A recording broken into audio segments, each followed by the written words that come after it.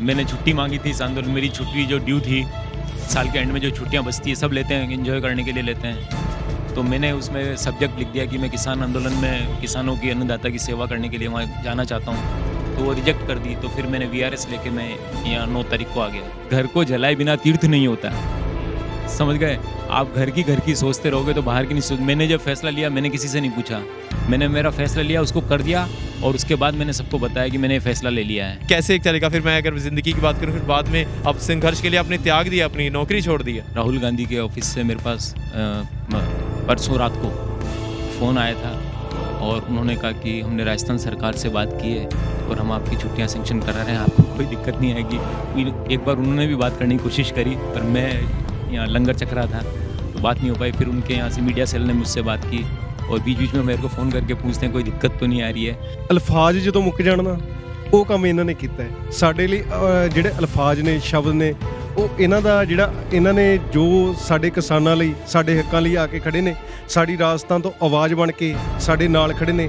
ਸਾਰੇ ਸਾਡੇ ਪੰਜਾਬ ਵੱਲੋਂ ਮੈਂ ਇਹਨਾਂ ਦਾ ਤਹਿ ਦਿਲ ਤੋਂ ਧੰਨਵਾਦ ਕਰਦਾ। ਇਹਨਾਂ ਨੂੰ ਝੁੱਕ ਕੇ ਸਲਾਮ ਹੈ, ਇਹਨਾਂ ਦੇ ਜਜ਼ਬੇ ਨੂੰ ਸਲਾਮ ਹੈ। जिस तरह के यहाँ के लिए बोला जा रहा था कि ये तो खालिस्तान समर्थक हैं और किसी एक कौम का आंदोलन है या केवल पंजाब का, हरियाणा का आंदोलन है, जब मैं राजस्थान से यहाँ आया और यहाँ की जो सब बातें वहाँ पहुँची है, तो वो लोगों को जो सारा भ्रम था वो दूर हो गया है। लोग वहाँ से आ रहे हैं और सपोर्ट कर रहे हैं, मुझे फ़ोन कर रहे हैं कि हम आना चाह रहे हैं, हम आना चाह रहे हैं। मैंने कहा यहाँ कोई दिक्कत नहीं है, सब आओ।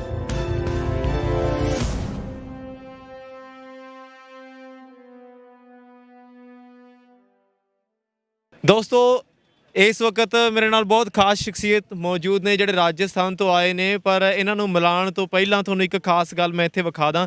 ਪਹਿਲਾਂ ਤੁਸੀਂ ਗੱਡੀ ਦਾ ਨੰਬਰ ਵੇਖ ਲਓ, ਗੱਡੀ ਦਾ ਨੰਬਰ ਰਾਜਸਥਾਨ ਦਾ ਹੈਗਾ, ਔਰ ਦੂਜੀ ਗੱਲ ਲਿਖਿਆ ਹੋਇਆ doctor one man team in your service because your life matters most.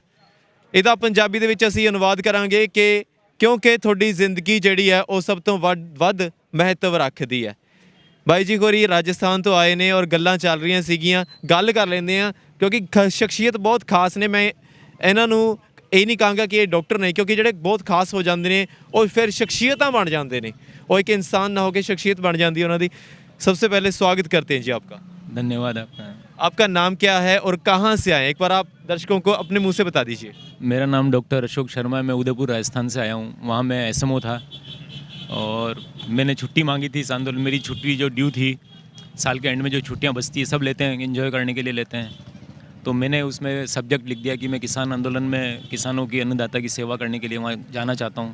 तो वो रिजेक्ट कर दी, तो फिर मैंने वीआरएस लेके मैं यहाँ 9 तारीख को आ गया। 750 किलोमीटर ड्राइव करके मैं यहाँ आया हूँ। वीआरएस ਦੋਸਤੋ ਹੁੰਦਾ ਕਿ ਆਪਣੀ ਮਰਜ਼ੀ ਦੇ ਨਾਲ ਆਪਣੀ ਨੌਕਰੀ ਤੋਂ ਅਸਤੀਫਾ ਦੇ ਦੇਣਾ। ਨੌਕਰੀ ਪਈ ਹੁੰਦੀ ਹੈ ਪਰ ਉਸ ਤੋਂ ਪਹਿਲਾਂ ਅਸਤੀਫਾ ਦੇ ਦਿੰਦੇ, ਉਹਨੂੰ ਵੀਆਰਐਸ ਕਹਿੰਦੇ ਨੇ। ਬਾਈ ਜੀ ਹੋਰੀ ਐਸਐਮਓ ਸੀਗੇ ਹਸਪੀਟਲ ਦੇ ਵਿੱਚ, ਔਰ ਜਦੋਂ ਇਹਨਾਂ ਨੇ ਕਿਹਾ ਕਿ ਮੈਂ ਕਿਸਾਨ ਅੰਦੋਲਨ ਦੇ ਵਿੱਚ ਜਾਣਾ ਚਾਹੁੰਦਾ, ਉਹਦੀ ਸਰਵਿਸ ਦੇਣਾ ਚਾਹੁੰਦਾ, ਤਾਂ ਆਪਣੀ नौकरी ਛੱਡ ਕੇ आ गया।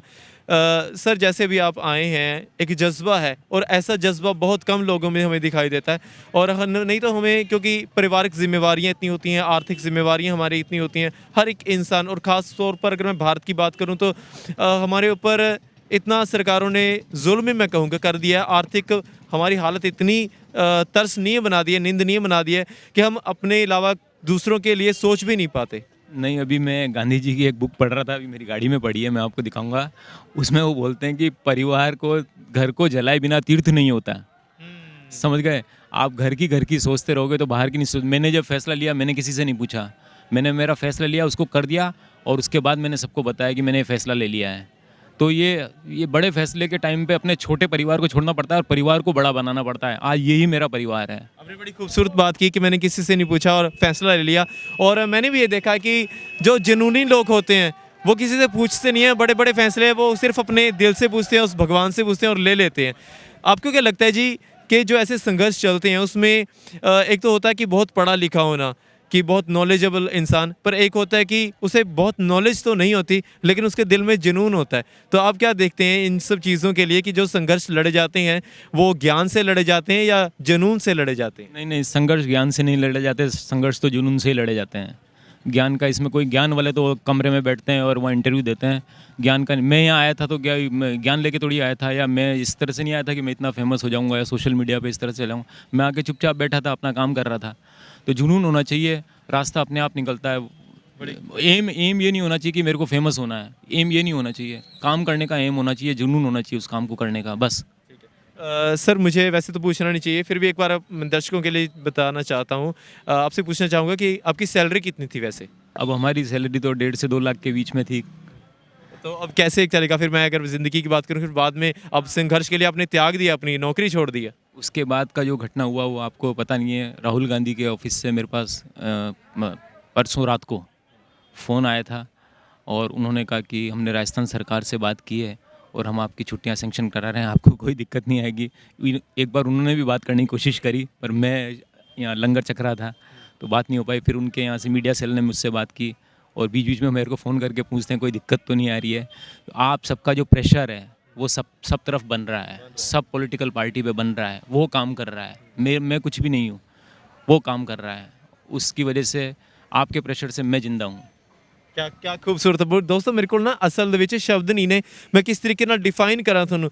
ਇੱਥੇ ਬਹੁਤ ਕੁਝ ਤੁਹਾਨੂੰ ਸਿੱਖਣ ਨੂੰ ਮਿਲ ਸਕਦਾ ਇਸ ਮੁਲਾਕਾਤ ਤੋਂ ਕਿ ਅਸੀਂ ਜਦੋਂ ਕਿਸੇ ਦੀ ਸੋਚ ਲਈਏ ਕਿ ਅਸੀਂ ਕਿਸੇ ਦੀ ਹੈਲਪ ਕਰਨੀ ਹੈ ਤਾਂ ਵਾਕਈ ਹੀ ਕੁਦਰਤ ਵੀ ਤੁਹਾਡੀ ਹੈਲਪ ਕਰਨ ਲੱਗ ਜਾਂਦੀ ਹੈ ਔਰ ਤੁਹਾਡੀ ਪਿੱਠ ਨਹੀਂ ਪਰਮਾਤਮਾ ਲੱਗਣ ਦਿੰਦਾ।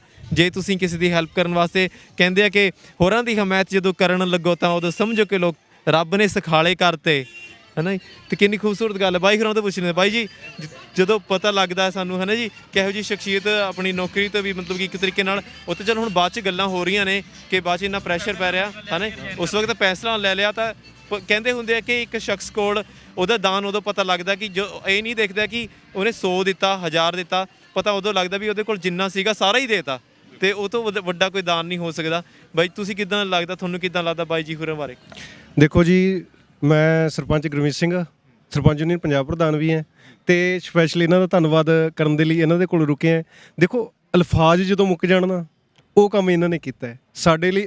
ਜਿਹੜੇ ਅਲਫਾਜ਼ ਨੇ, ਸ਼ਬਦ ਨੇ, ਉਹ ਇਹਨਾਂ ਦਾ ਜਿਹੜਾ ਇਹਨਾਂ ਨੇ ਜੋ ਸਾਡੇ ਕਿਸਾਨਾਂ ਲਈ, ਸਾਡੇ ਹੱਕਾਂ ਲਈ ਆ ਕੇ ਖੜੇ ਨੇ, ਸਾਡੀ ਰਾਜਸਥਾਨ ਤੋਂ ਆਵਾਜ਼ ਬਣ ਕੇ ਸਾਡੇ ਨਾਲ ਖੜੇ ਨੇ। ਸਾਰੇ ਸਾਡੇ ਪੰਜਾਬ ਵੱਲੋਂ ਮੈਂ ਇਹਨਾਂ ਦਾ ਤਹਿ ਦਿਲ ਤੋਂ ਧੰਨਵਾਦ ਕਰਦਾ। ਇਹਨਾਂ ਨੂੰ ਝੁੱਕ ਕੇ ਸਲਾਮ ਹੈ, ਇਹਨਾਂ ਦੇ ਜਜ਼ਬੇ ਨੂੰ ਸਲਾਮ ਹੈ। ਤੇ ਜਿਹੜੇ ਸਾਡੇ ਨੌਜਵਾਨ ਵੀਰ ਜੋ ਵੀ ਜਿੱਥੋਂ ਵੀ ਪਾਰਟੀ ਬਾਜ਼ੀਆਂ ਤੋਂ ਅਸੀਂ ਉੱਪਰ ਉੱਠ ਕੇ ਪਿੱਛੇ ਅਸੀਂ 3500 ਸਰਪੰਚ ਯੂਨੀਅਨ ਮੈਂ ਲੈ ਕੇ ਆਇਆ ਸੀ 4 ਤਰੀਕ ਨੂੰ ਰੇ, ਠੀਕ ਹੈ। ਗੱਲ ਕਰ ਲਈ ਹੈ ਨਾ ਜੀ, ਹਾਂਜੀ, ਕਿਉਂਕਿ ਮੈਂ ਦੇਖ ਰਿਹਾ ਸੀਗਾ ਤੁਸੀਂ ਸਾਰੇ ਸੈਲਫੀਆਂ ਵੀ ਖਿਚਵਾ ਰਹੇ ਸੀਗੇ ਸਰ ਦੇ ਨਾਲ, ਇੱਕ ਤਰੀਕੇ ਨਾਲ ਸੈਲੀਬ੍ਰਿਟੀ ਵੀ ਬਣ ਗਏ ਨੇ ਸਰ, ਹੈ ਨਾ ਜੀ। ਦੇਖੋ ਤੇ ਇਹਨਾਂ ਦਾ ਬਹੁਤ ਵੱਡਾ ਉਪਰਾਲਾ ਹੈ ਜੀ ਜੋ ਇੱਕ ਇਹਨਾਂ ਨੇ ਕੀਤਾ। ਅਸੀਂ ਉਸੇ ਢੰਗ ਨਾਲ ਅਸੀਂ ਧੰਨਵਾਦ ਹੀ ਕਰਨ ਆਏ ਸੀ। सर राजस्थान में जैसे भी बात कर रहा हूँ मैं, तो राजस्थान से बहुत लोग आ रहे हैं, लेकिन वहाँ पे जब आपने स्टार्ट किया था तो उत्साह कैसा था? उस समय इतना पता नहीं था और संशय था बिल्कुल कि क्या हो रहा है, समझ में नहीं आ रहा था उनको कि जिस तरह से नेशनल चैनल दिखा रहे थे तो कंफ्यूज थे लोग। इसीलिए मैंने सिंधु बॉर्डर को चुना। सिंधु बॉर्डर पे आने का मतलब ही मकसद ही मेरा यही था कि जिस तरह के यहाँ के लिए बोला जा रहा था कि ये तो खालिस्तान समर्थक हैं और किसी एक कौम का आंदोलन है या केवल पंजाब का, हरियाणा का आंदोलन है। जब मैं राजस्थान से यहाँ आया और यहाँ की जो सब बातें वहाँ पहुँची है तो वो लोगों को जो सारा भ्रम था वो दूर हो गया है। लोग वहाँ से आ रहे हैं और सपोर्ट कर रहे हैं, मुझे फ़ोन कर रहे हैं कि हम आना चाह रहे हैं, हम आना चाह रहे हैं।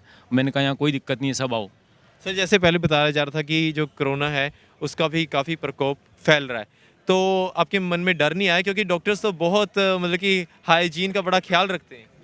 मैं आपको एक बात बताना चाहूँगा, जो बात बताने की नहीं होती है। कोरोना टाइम में मेरी जो छुट्टियां बची हुई है वो इसीलिए बची हुई है कि कोरोना के टाइम में जब हमारे सारे बड़े बड़े हॉस्पिटल्स उदयपुर में बंद थे, तो जिस CSC का मैं इंचार्ज हूँ, मैंने वहाँ पे उसको 24 घंटे खोले रखा और 4 महीने तक बिना छुट्टी लिए काम किया। और मैंने ऑन रिकॉर्ड, जो ऑनलाइन रिकॉर्ड है राजस्थान सर, मैंने 29,000 पेशेंट को ठीक किया। मतलब कोरोना पेशेंट नहीं, पेशेंट को जो मना कर रखा है कि जनरल पेशेंट नहीं आएगा बड़े हॉस्पिटल में, केवल है ना, तो मैंने अलाउड किया उनको। मैंने कहा नहीं, तुम मेरे पास आओ। जैसे जो डिलीवरी केस थे मेरे हॉस्पिटल में, हमने कहा कि हम जांच करेंगे, हम डिलीवरी करवाएंगे उनकी बिना कोविड जांच के। हमने डिलीवरी करवाई क्योंकि डिलीवरी तो कोविड का इंतजार नहीं करेगी। तो मैंने 29,000 मरीज तो ऑन रिकॉर्ड देखें, जो राजस्थान सरकार का रिकॉर्ड में है, वही छुट्टियाँ मेरी बाकी थी। उसके बदले मैंने 5 छुट्टियाँ मांगी, वो नहीं मिली। तो मेरे को यहाँ में आया, 1 घंटा मैंने मास्क लगा के रखा, देखा सब तरफ, तो मुझे ऐसा लगा, सब बिना मास्क के थे, तो मुझे ऐसा लगा कि मैं खुद अपनी सेफ्टी के लिए मास्क लगा रहा हूँ, अपने आप को जिंदा रखने के लिए मास्क लगा रहा हूँ, मैं मरने से डर रहा हूँ। जब मैंने देखा इन सब में डर नहीं है, तो मैंने भी उसी समय मास्क उतार के फेंका। मैं भी इनके जैसा बन गया। ये जैसा खा रहे हैं वैसा मैं खा रहा हूँ। इन्होंने भी, ये बिना मास्क के, मैं बिना मास्क के हूँ। ये जहाँ टॉयलेट जा रहे हैं वहाँ मैं टॉयलेट जा रहा हूँ। तो मुझे लग रहा है कि मैं एक आम हिंदुस्तानी की तरह रह रहा हूँ। सर जो ये एक्सपीरियंस हुआ आपका, मेरे जहन में भाई बहुत सारे सवाल आ रहे हैं। ये जो एक्सपीरियंस हुआ आपको, जैसे आप बता रहे हैं कि आप बिल्कुल उस मैदान में ही कूद पड़े हैं कि जैसा ये कर रहे हैं वैसे ही मैं करूं, तो ऐसा तो मतलब कि हम बड़े बहुत कम लोगों में ये चेष्टा जो है, ये अनुभव जो कह लो कि ये एहसास बड़े कम जागते हैं। और डॉक्टर्स की अगर मैं बात करूं तो आजकल जो डॉक्टर्स का एक चेहरा निकल के सामने आता है, जैसे फिल्मों में भी कई बार दिखाया जाता है कि लूट होती है और डॉक्टर्स बड़े कमीशन रखते हैं, है ना, जहाँ भेजते हैं कि हाँ तो वहाँ टेस्ट करवा के आओ, वहाँ से दवाई लो, ये वो। तो मुझे आपसे मिलके जैसे आपने स्टैंड लिया। आप मेरे फिर पीछे बैकग्राउंड में जाएंगे, राजस्थान में जब बीजेपी की सरकार थी, कालीचरण सराफ वहाँ के हेल्थ मिनिस्टर थे, डॉक्टर्स ने स्ट्राइक किया। लगभग 1.5 महीने की स्ट्राइक डॉक्टर्स की थी। मैं अकेला राजस्थान में डॉक्टर था। मैंने कहा मैं स्ट्राइक पे जाऊंगा लेकिन हॉस्पिटल के बाहर बैठ के इलाज करूंगा, हॉस्पिटल के अंदर नहीं जाऊंगा, मैं हॉस्पिटल के बाहर बैठ के इलाज करूंगा। और मैंने इलाज किया। सारे डॉक्टर्स ने, मेरे पास सोशल मीडिया का कुछ भी नहीं है, मेरे पास व्हाट्सअप में ईमेल आईडी मैं किसी सोशल मीडिया पे नहीं हूँ। मेरे को जयचंद का, गद्दार का डॉक्टर्स ने, पूरे राजस्थान के डॉक्टर्स ने मेरे को कुछ बोला, लेकिन मैं 1.5 महीने तक इलाज करता रहा। मैं उस हड़ताल पे नहीं गया, तो मैं उस कम्युनिटी से थोड़ा सा दूर रहता हूँ। सर आप ये ज़रूर मेरे जहन में आ रहा है कि ये बताइए कि आपको ये जो सारी चीज़ें हैं आप कैसे अवेयर रहते हैं। और अवेयर ही नहीं, अवेयर होना तो अलग बात होती है, अवेयर तो बहुत सारे लोग होते हैं, लेकिन एक जज्बा जाग लेना, और ये कैसे आपके क्या मदर फादर आपके परिवार के ऐसे संस्कार थे आपको, या आप कुछ पढ़ते हैं या कुछ रीड करते हैं? नहीं, मैं गांधी जी को ज़रूर पढ़ता हूँ, जिनको आज की युवा पीढ़ी गालियाँ देती है, मैं उनको बहुत पढ़ता हूँ। अभी देखिए मैं नई बुक्स उनकी कुछ ना कुछ पढ़ता रहता हूँ। तो गांधी से मेरे को ज़रूर प्रेरणा मिलती है, हर चीज़ में गांधी जी से प्रेरणा मिलती है, किस तरह से उन्होंने अपने परिवार को सेक्रीफाइस करके हर काम किया। तो ये फैसले परिवार से डिस्कस करके या बैठ के मीटिंग करके फिर ये फैसले नहीं, तो बस आ गया फैसला और कर लिया, फिर बाद में ये हिस्ट्री बन जाता है। मैंने एक बार पढ़ा था, अखबार में आया हुआ था इनका, कि शायद वो गांधी जी ने लिखा था कि आप अगर कोई ठान लो कि आप अगर अपनी तस्वीर देख रहे हो फ्यूचर में कि मैं वहाँ पे खड़ा हूँ, तो चाहे आपके पास वो कला है चाहे नहीं है, पर किसी न किसी तरीके से अगर आप अपने आप को देख रहे हो वहाँ, तो अपने आप वो आपकी कला वो अंदर आपके आ जाएगी और वो एहसास आपके अंदर जाग पड़ेंगे। तो आपको लगता है कि वही, अगर जैसे आपने ठान ली थी कि यहाँ पे आना है, तो वो रास्ते बनते गए, और अभी जैसे आप कह रहे हैं कि राहुल गांधी का भी फ़ोन आया आपको? नहीं, बिल्कुल सही है, ऑटोमेटिक रास्ता बनता है। जब आप सच्चाई पे होते हैं तो ऑटोमेटिक रास्ता बनता है, और आपका एम ही ये है कि मेरे को वहाँ जाके फेमस होना है और ये करना है वो करना है, तो रास्ता नहीं बनता है। अब हम सोशल मीडिया पे नहीं है और हम सोशल मीडिया पे चल रहे हैं, और जो लोग सोशल मीडिया पे दिन भर लगे रहते हैं वो खुद सोशल मीडिया पे नहीं आ पाते। तो देखिए, काम करना पड़ता है। ट्विटर पर दिन भर बैठने से, सोशल मीडिया पर दिन भर बैठने से कुछ नहीं होगा, काम करना पड़ेगा। यंग पीढ़ी को भी, जो है युवा पीढ़ी है, उनको भी काम करना पड़ेगा, इस मैदान में आना पड़ेगा। सर मेरा आखिरी सवाल है आपसे, ज़िंदगी से आपको बहुत एक्सपीरियंस मिले हैं अलग अलग, तो अगर आप कुछ बताना चाहें हमारे नौजवान पीढ़ी को या बुज़ुर्गों को भी, मैं कहूँगा आप बता सकते हैं, क्या कहना चाहेंगे, कुछ भी आपके जहन में आ रहा हो? देखिए, ज़िंदगी को तो हमेशा हाथ पे लेके चलना चाहिए। कोरोना शुरू हुआ, मैंने मेरे स्टाफ की मीटिंग बुला के बोला कि दोस्तों बहुत अच्छा मरने का मौसम आया है, मरोगे तो शहीद कहलाओगे। तो ये भी वापस बहुत अच्छा मौसम आया है। तो क्या बात है, क्या बात है, बहुत खूबसूरत, बहुत खूबसूरत। हाँ जी, आकर शॉर्ट विच दस्यो जी। ਵੀਰੇ ਡਾਕਟਰ ਨੂੰ 3 ਦਿਨ ਹੋ ਗਏ, 4 ਦਿਨ ਆਏ ਨੂੰ ਇੱਥੇ। ਦੇਖੋ ਇਹ ਨੌਕਰੀ ਦਾਅ ਤੇ ਲਾ ਕੇ ਆਏ ਸੀਗੇ, ਸਾਡੇ ਕੋਲੇ ਆਏ, ਸਾਡੇ ਨਾਲ ਸਾਰੀ ਇਹਨਾਂ ਨੇ ਡਿਸਕਸ ਕੀਤੀ। ਚਲੋ ਕੱਲ ਰਾਹੁਲ ਗਾਂਧੀ ਨੇ ਮਸਲਾ ਇਹਦੇ ਵਿੱਚ ਪੈ ਕੇ ਹੱਲ ਹੋ ਗਿਆ, ਛੁੱਟੀ ਮਿਲ ਗਈ। ਡਾਕਟਰ ਸਾਹਿਬ ਨੂੰ ਹਜੇ ਹੈਗਾ ਵਹਿਮ ਵੀ ਕੱਲ ਨੂੰ ਮੇਰੇ ਤੇ ਫੇਰ ਨਾ ਕਾਰਵਾਈ ਹੋ ਜੇ, ਕੱਲ ਨੂੰ ਉੱਥੇ ਨੌਕਰੀ ਦੇ। ਅਸੀਂ ਇਹ ਪਰ ਮੈਨੂੰ ਲੱਗਦਾ ਨਹੀਂ ਵਹਿਮ ਹੈਗਾ, ਜੇ ਹੋਵੇਗਾ ਕਿ ਜੇ ਕਰਨਗੇ, ਅਸੀਂ ਵਿਸ਼ਵਾਸ ਦਿਵਾਉਂਦੇ ਹਾਂ ਕਿਸਾਨ ਜਥੇਬੰਦੀਆਂ ਨੂੰ ਵੀ ਜੇ ਡਾਕਟਰ ਸਾਹਿਬ ਨਾਲ ਕੋਈ ਉੱਥੇ ਹੋਇਆ ਤਾਂ ਅਸੀਂ ਇਹਦਾ ਪੂਰਾ ਸਾਥ ਦੇਵਾਂਗੇ ਰਾਜਸਥਾਨ ਜਾ ਕੇ। ਕਿਆ ਖੂਬਸੂਰਤ ਗੱਲ ਹੈ। ਔਰ ਬਹੁਤ ਮੈਨੂੰ ਦੋਸਤੋ ਕਦੇ ਕੋਈ ਇਹੋ ਜਿਹਾ ਇੰਟਰਵਿਊ ਹੁੰਦਾ ਜਿੱਥੋਂ ਦਿਲ ਨੂੰ ਵੀ ਬੜੀ ਤਸੱਲੀ ਹੁੰਦੀ ਹੈ ਔਰ ਬੜਾ ਅਹਿਸਾਸ ਇੱਕ ਨਵਾਂ ਮਿਲਦਾ ਹੈ। ਕੋਈ ਅਧਿਆਤਮਿਕ ਅਹਿਸਾਸ ਤੁਸੀਂ ਕਹਿ ਸਕਦੇ ਆ, ਡਾਕਟਰ ਸਾਹਿਬ ਨੂੰ ਮਿਲ ਕੇ ਮੈਨੂੰ ਮਿਲਿਆ ਹੈਗਾ। ਔਰ ਕਈ ਵਾਰੀ ਅਲਫਾਜ਼ ਜਿਹੜੇ ਹੁੰਦੇ ਨੇ ਉਹ ਛੋਟੇ ਪੈ ਜਾਂਦੇ ਨੇ। ਤੁਹਾਡੀ ਸ਼ਖਸੀਅਤ ਹੀ ਜਦੋਂ ਤੁਹਾਡੀ ਜ਼ਿੰਦਗੀ ਇਹੋ ਜਿਹੀ ਬਣ ਜਾਂਦੀ ਹੈ, ਕਹਿੰਦੇ ਤਰਜ਼ੇ ਜ਼ਿੰਦਗੀ ਜਿਹੜੀ ਹੁੰਦੀ ਹੈ ਉਹ ਕਈ ਵਾਰੀ ਇਹੋ ਜਿਹੀ ਬਣ ਜਾਂਦੀ ਹੈ, ਤੁਹਾਨੂੰ ਕਿਸੇ ਨੂੰ ਬੋਲ ਕੇ ਨਹੀਂ ਦੱਸਣਾ ਪੈਂਦਾ, ਲੋਕੀ ਤੁਹਾਨੂੰ ਵੇਖ ਕੇ, ਤੁਹਾਡੇ ਕੰਮਾਂ ਨੂੰ ਵੇਖ ਕੇ ਪ੍ਰਭਾਵਿਤ ਹੋਣਾ ਸ਼ੁਰੂ ਹੋ ਜਾਂਦੇ ਨੇ। ਔਰ ਮੈਂ ਪ੍ਰਮਾਤਮਾ ਅੱਗੇ ਅਰਦਾਸ ਕਰਦਾ ਕਿ ਡਾਕਟਰ ਸਾਹਿਬ ਨੂੰ ਇਸੇ ਤਰੀਕੇ ਨਾਲ ਪ੍ਰਮਾਤਮਾ ਸਿਹਤਯਾਬੀ ਬਖਸ਼ੇ, ਹੋਰ ਤਰੱਕੀ ਬਖਸ਼ੇ ਔਰ ਇਹਨਾਂ ਦੀ ਹੋਰ ਚੜ੍ਹਦੀ ਕਲਾ ਬਖਸ਼ੇ ਜੀ। ਬਹੁਤ ਖੂਬਸੂਰਤ ਇਹ ਇੰਟਰਵਿਊ ਰਿਹਾ ਮੇਰੇ ਵਾਸਤੇ ਵੀ, ਔਰ ਮੈਨੂੰ ਲਾਜ਼ਮੀ ਤੌਰ ਤੇ ਲੱਗਦਾ ਹੈ ਕਿ ਤੁਹਾਨੂੰ ਵੀ ਕੁਝ ਅਲੱਗ ਅਨੁਭਵ ਹੋਇਆ ਹੋਣਾ। ਸੋ ਇਸੇ ਤਰੀਕੇ ਦੇ ਨਾਲ ਵੱਖ-ਵੱਖ ਸ਼ਖਸੀਅਤਾਂ ਦੇ ਨਾਲ ਤੁਹਾਡੀ ਮੁਲਾਕਾਤ ਕਰਵਾਉਂਦੇ ਰਹਾਂਗੇ। ਵੇਖਦੇ ਰਹੋ ਨਿਰਪੱਖ ਪੋਸਟ, ਖਬਰ ਦੀ ਨਿਰਪੱਖ ਆਵਾਜ਼। ਧੰਨਵਾਦ।